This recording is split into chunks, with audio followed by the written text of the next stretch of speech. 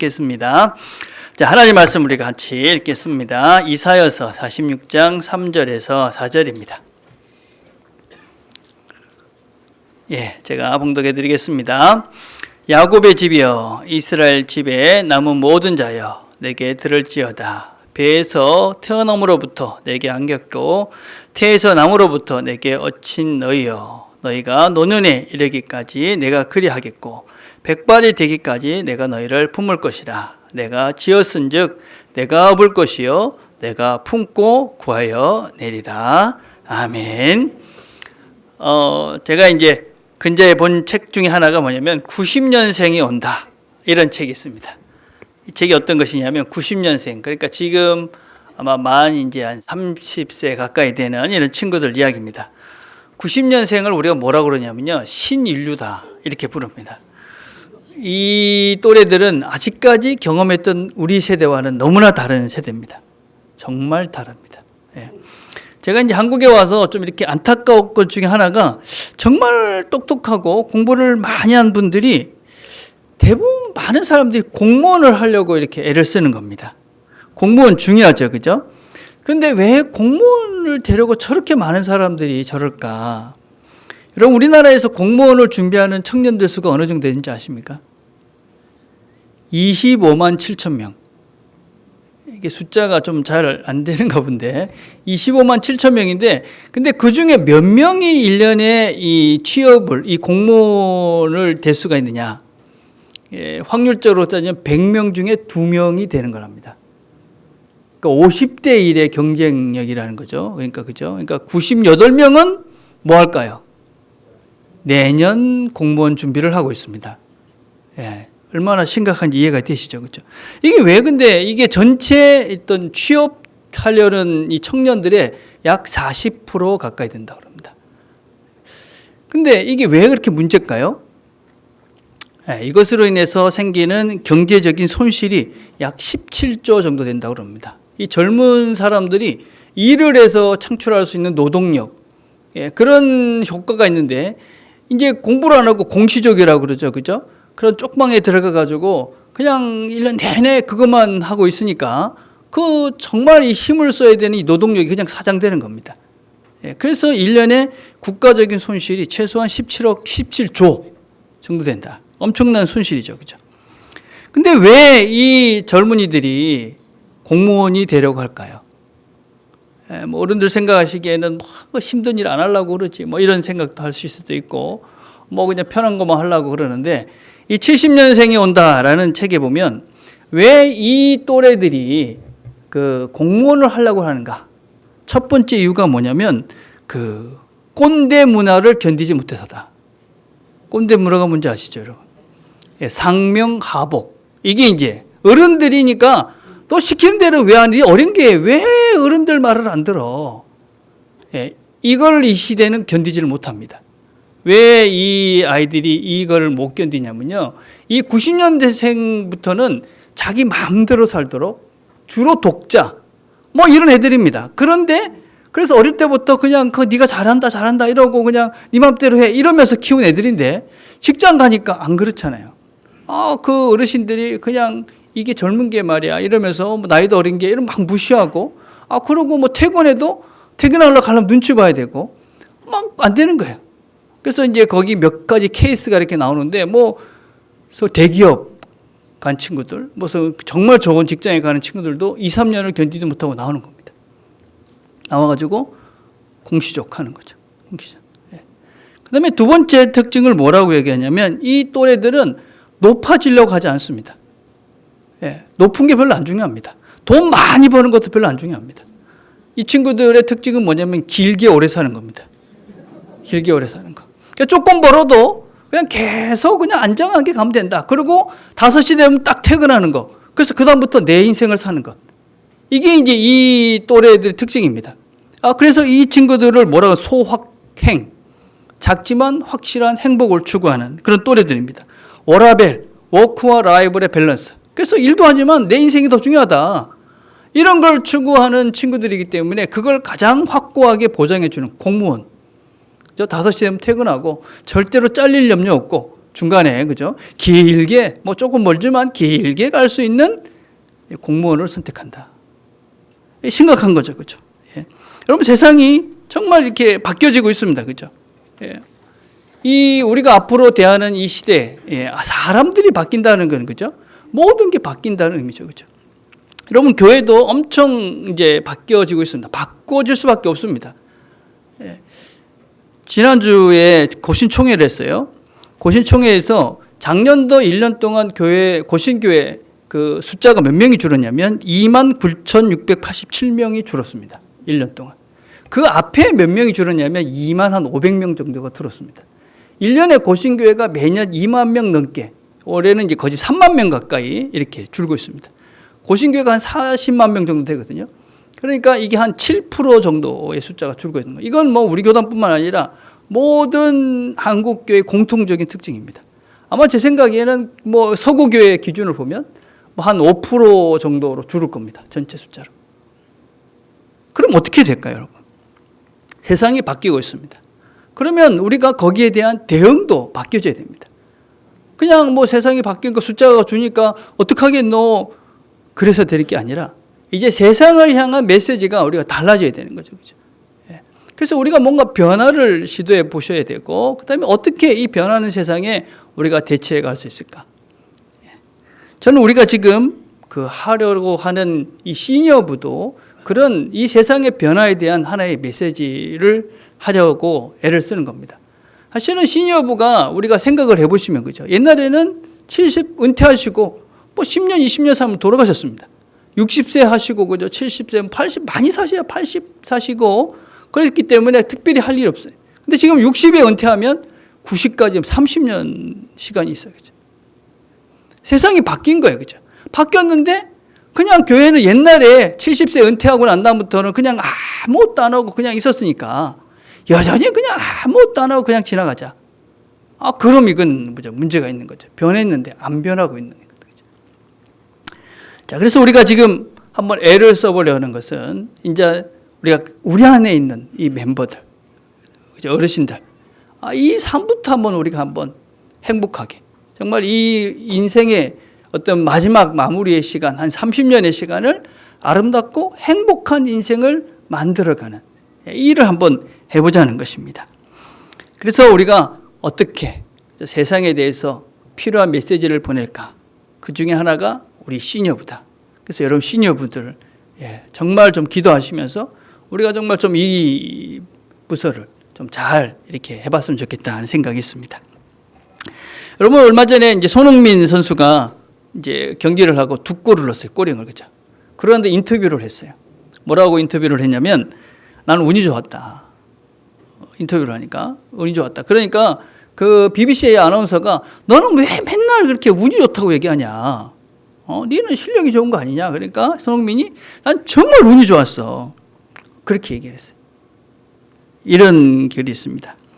행운은 넘어진 자리에서 할 수 있는 것부터 시작하는 사람들의 성실한 목소리를 듣고 찾아온다. 여러분, 행운이다. 그러니까 그냥 진짜 아무것도 안 했는데 뚝딱 오는 거라고 생각하는 사람은 없죠. 여러분, 손흥민 선수가 그 한 골을 넣기 위해서, 보통 축구 선수들이 그런 정확한 슛을 만들기 위해서 10만 번 정도의 수를 쓰는 겁니다. 10만 번.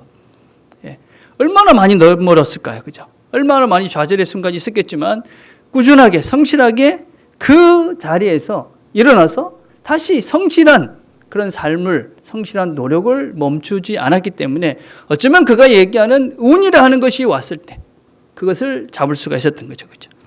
그럼 인생도 신앙도 저는 마찬가지라고 생각해요. 그죠? 우리가 은혜입니다. 다 하나님의 은혜입니다. 우리가 그걸 고백하죠. 근데 아무것도 안 하고 있는 사람들이 가만히 있는데, 아무런 노력도 안 했는데 은혜가 올 수 있을까요? 그 은혜를 과연 우리가 누릴 수 있을까요? 아닙니다, 여러분. 은혜를 언제 우리가 누릴 수 있느냐? 우리가 넘어졌을 때, 우리가 실망했을 때, 좌절했을 때 다시 한번 용기를 내서 그 자리에서 일어나서 기도의 자리로, 예배의 자리로, 말씀의 자리로 다시 한번 그 넘어진 자리에서 일어나서 하나님이 원하시는 성실한 하나님이 원하시는 순종의 자리로 나가는 그 사람들이 뱉을 수 있는 게 은혜입니다. 이렇게 고백하는 겁니다.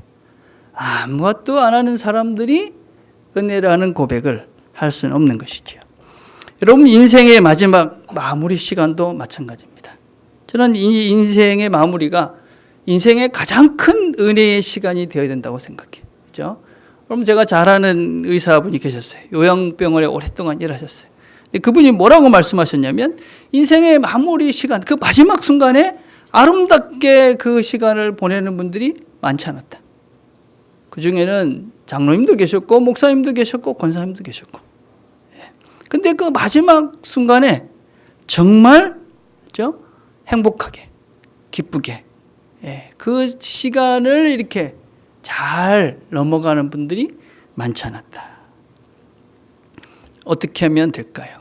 가만히 있는다고 우리가 그 시간이 올 수 있을까요? 여러분, 그렇지 않습니다. 여러분, 우리가 그 자리에서 정말 하나님의 은혜구나 하는 걸 내가 또 모든 사람이 함께 누리기 위해서는 그죠? 우리에게 주어진 이 시간에서 다시 한번 힘을 내서 성실하게 하나님 말씀에 성실하게 우리가 응답하며 나아갈 때 그때 그 시간에 우리가 하나님의 은혜다 하는 것을 우리가 깨닫게 되는 거죠. 그렇죠? 그래서 우리가 이제 이 시니어부들, 특별히 우리가 인생의 마지막을 아름답게 장식해야 되는 우리 어르신들, 그래서 진정한 시니어부 그런 얘기들을 우리가 좀 같이 나눠보려고 그래요. 오늘 우리가 마음에 대한 기본적인 생각들을 나눌 것이고 다음 주에는 우리가 어떻게 건강 중요하거든요. 이런 거 할 건가. 우리 박 장로님이 준비해서 하실 거예요. 장로님이 의사시니까 저보다 훨씬 건강에 대한 전문가시잖아요. 그죠? 제가 한 달 전에 숙제를 줬어요. 어른들에게 어떻게 건강관리를 잘해야 되는가 고민을 많이 하고 계십니다. 그리고 우리가 몇 가지 프로그램들을 지금 준비하고 있어요. 그래서 어르신들이 어떻게 건강하게 우리의 이 나이듦을 할 수 있을까. 우리 지난번에 했던 거 한번 해봅시다. 지난번에 노년의 시간을 맞이하는 5가지 형태에 대해서 했어요. 기억나시죠? 기억을 하려고 애를 쓰셔야 됩니다. 가만히 있지 마시고. 첫 번째가 뭐였냐면 성숙형. 아주 잘하셨습니다. 두 번째 뭡니까? 이 성숙형은 인생을 살면서 감사를 더 많이 생각하는 분이라 그랬습니다. 참 감사하다. 두 번째는 은둔형이 있다고 그랬어요. 은둔형, 그죠? 그냥 숨어 들어가려는 분입니다. 그죠? 여러분, 모든 걸 단절하고 들어가려는 분들. 그 다음에 세 번째는 무장형이 있다고 했어요. 무장형, 그죠? 그래가지고 내 나이 안 먹을란다. 열심히 운동하고 막 이렇게 얼굴 이렇게 좀 손보시고 막 이런 분들. 그런 분들 계시죠, 그죠? 물론 그건 뭐 필요합니다. 운동도 하고 또 뭐 적당히 이렇게 손도 보시고 그런 건 괜찮지만 내면의 준비를 잘해야 된다. 외면만큼 내면을 준비하셔야 된다. 네 번째부터는 문제예요. 네 번째가 분노형이 있다고 그랬어요. 분노형, 그죠? 내가 지금 힘든 게 다 누구 탓이죠? 자녀 탓이고 부모님 탓이고 뭐 다 옆 친구 탓이고 막 이런 분노형. 그다음에 마지막으로는 자학형이 있다고 그랬어요. 다 내 탓이야. 자식이 잘못된 것도 내 탓이고 뭐 그냥 누가 망한 것도 내 탓이고 뭐 전부 다 내 탓이죠. 그죠? 어떤 형이 우리가 행복한 마무리를 할 수 있을까요? 성숙형이 돼야 된다. 근데 우리가 이런 이야기를 하면 뭐 이렇게 성숙한 인생을 맞이하는 사람이 많을까? 여러분, 나이가 들수록 행복한 사람이 많을까요? 적을까요? 많습니다, 여러분. 지금 제가 이렇게 잘 보시면 저게 지금 넘겨보세요. 저게 지금 나이별로 행복도를 해놓은 거예요. 여러분, 행복도. 제일 안 행복할 때가 20대, 30대, 40대 안 행복한 거예요. 근데 나이가 들어갈수록 그죠? 60대가 제일 높고요. 70대 이상 되신 분들도 그 행복도가 다른 나이에 비해서 뒤져지지가 않습니다, 여러분. 거진 40%에 가까운 분들이 나는 이 나이가 행복하다. 이렇게 사시는 거예요. 그죠? 10명 중에 절반 가까이 되는 분들은 내가 이 나이가 돼도 난 행복하다. 그래서 학자들은 뭐라고 얘기를 해요? 행복한 노화를 준비하면서 가면 나이가 들어도 행복을 여전히 누릴 수 있다. 이게 지금 우리가 배워가야 될 내용이에요. 나이가 든다고 해서 내 몸이 약해졌으니까 또 뭐 얼굴이 조금 옛날보다 덜 생겨졌으니까 뭐 안 행복하 그게 아닌 거예요. 나이가 들어도 우리가 이제는 옛날보다 훨씬 걱정도 줄어들고 마음의 크기도 넓어졌고 또 어떤 신앙인들에게서는 내일에 대한 그런 기대도 더 커지고 그러니까 그 행복이 줄어드는 게 아닌 거예요. 어떻게? 나이를 잘 들면. 나이를 잘 들면. 어떻게 나이를 잘 들어야 되느냐. 그래서 성공적인 노화 이론이라는 것이 있어요. 한 3가지가 대표적인 것인데 잠깐 제가 소개를 하려고 그래요. 첫 번째가 그 로에와 칸의 이론이라는 것이 있는데 이 두 사람이 메가더 재단에서 후원해가지고 7년간 70세 노인을 대상으로 7,000명 넘게 조사를 했어요. 그래서 어떻게 하면 우리가 이 성공적인 나이를 잘 들어서 나이가 들어도 행복한 인생을 살 수 있을까? 이런 조사를 했어요. 근데 거기에 중요한 것이 4가지 요소가 있다 하는 걸 했어요. 그 메가더 재단 수백만 불을 들여서 한 거예요, 여러분. 첫 번째 제일 중요한 게 식습관과 운동이다. 여러분 잘 드시는 거 정말 중요합니다. 그렇죠? 잘 드시고 운동한다. 이걸 다음 주에 우리 장로님이 더 많이 이야기하실 거예요. 두 번째는 정신적 자극이에요. 정신적 자극. 이게 참 중요한 요소입니다, 여러분. 우리가 나이가 드실수록 그냥 생각을 안 하려고 그래요. 새로운 걸 안 배우려고 그래요. 그러시면 안 돼요. 여러분 교회 이 신앙생활 하는 게 얼마나 중요하냐면요. 뭐 맨날 새로운 이야기도 듣고 그죠? 또 새로운 것도 배우시잖아요. 그죠? 여러분 찬송가 같은 거 모르는 거 배우고 그러시면 열심히 따라하세요. 그죠? 이 정신적 자극이 있어야 우리가 늙질 않아요. 노화가 되지 않는 거예요.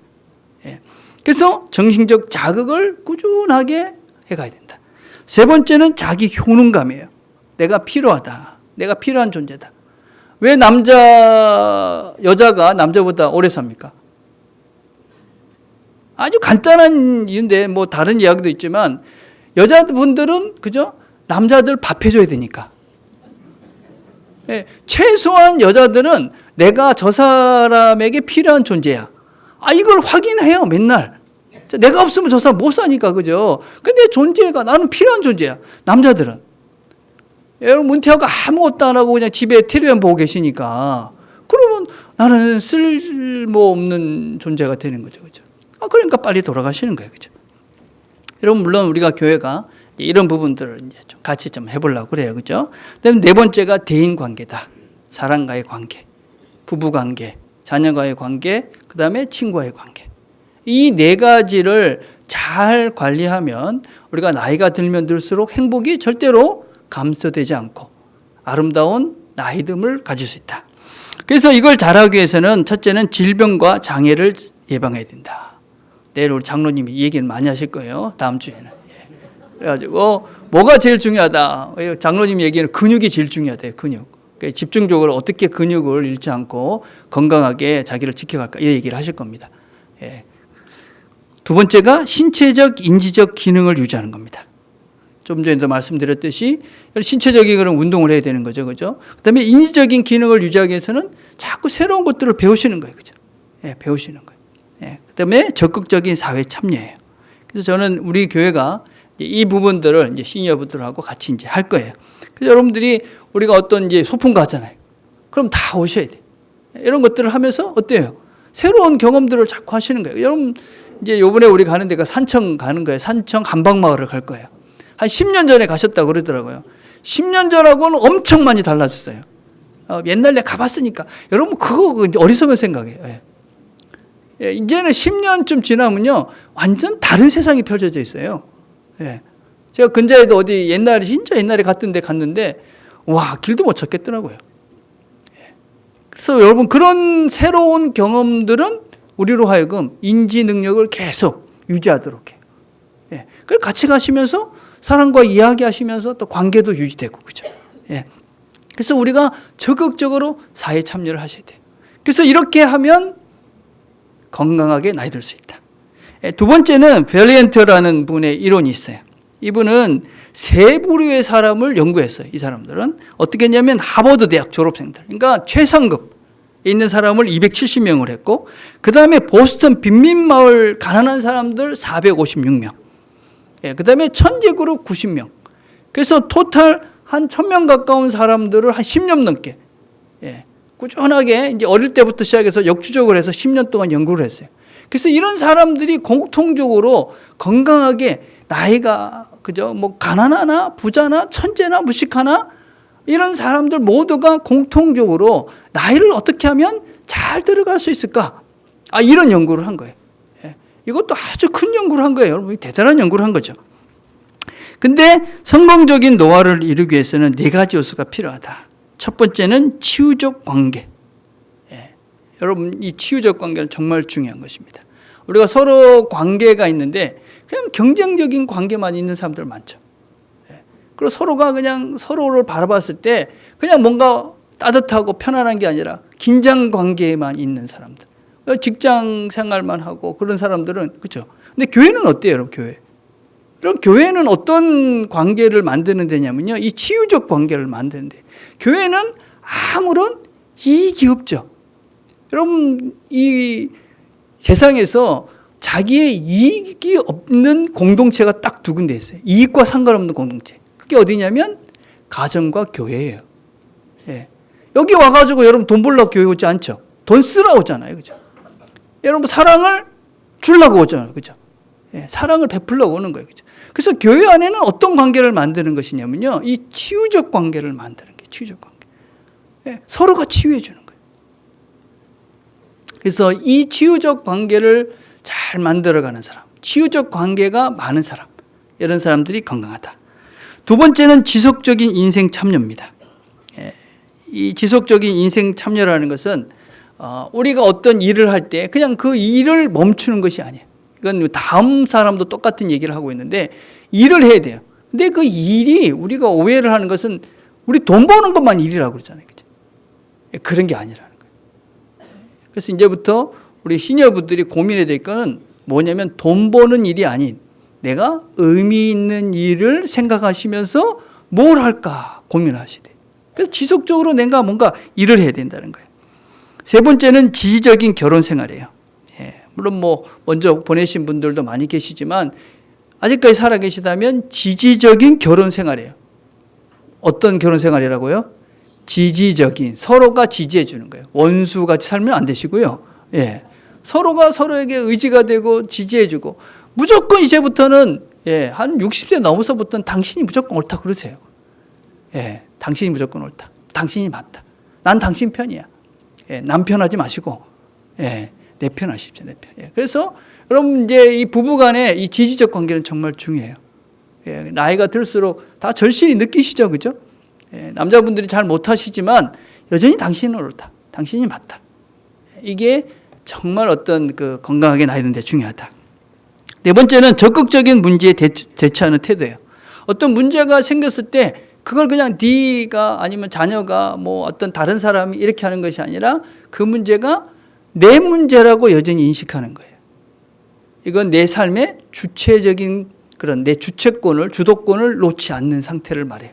내가 만약에 이 문제를 생겼을 때, 우리 큰 아들이 해주겠지. 아니면 작은 아들이 해주겠지. 아니면 누가 뭐 친구가 해주겠지. 이러는 순간, 급속하게 나이가 드십니다. 그래서 여러분들이 어떤 문제는 생겼을 때 그 문제를 내가 스스로 하려고, 물론 어려운 것은 도움을 청할 수는 있죠. 그죠?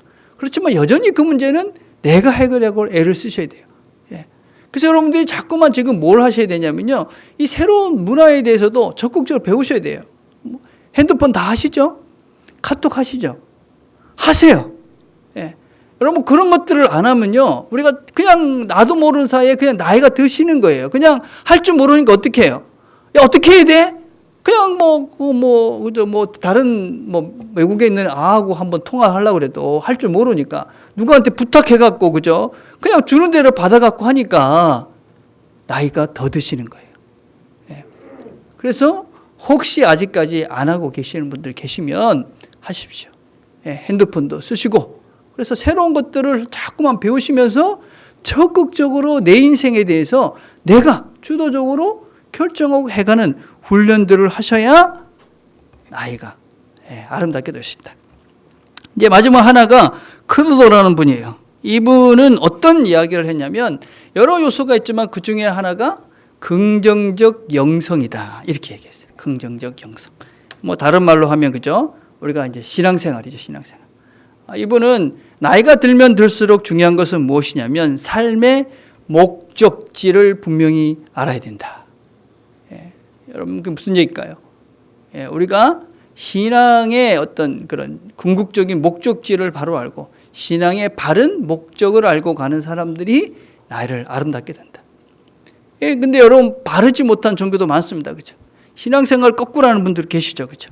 예, 여러분, 그런 어떤 독선적이고 어떤 면에서는 그런 그 배타적인 그런 잘못된 신앙생활을 하게 되면 나이가 들수록 더 훔치려들어요. 그죠? 예.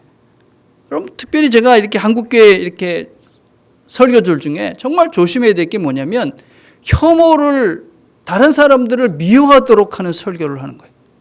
아주 잘못된 것입니다. 여러분. 예. 여러분, 그런 설교를 혹시라도 보게 되면 빨리 끄시고, 예.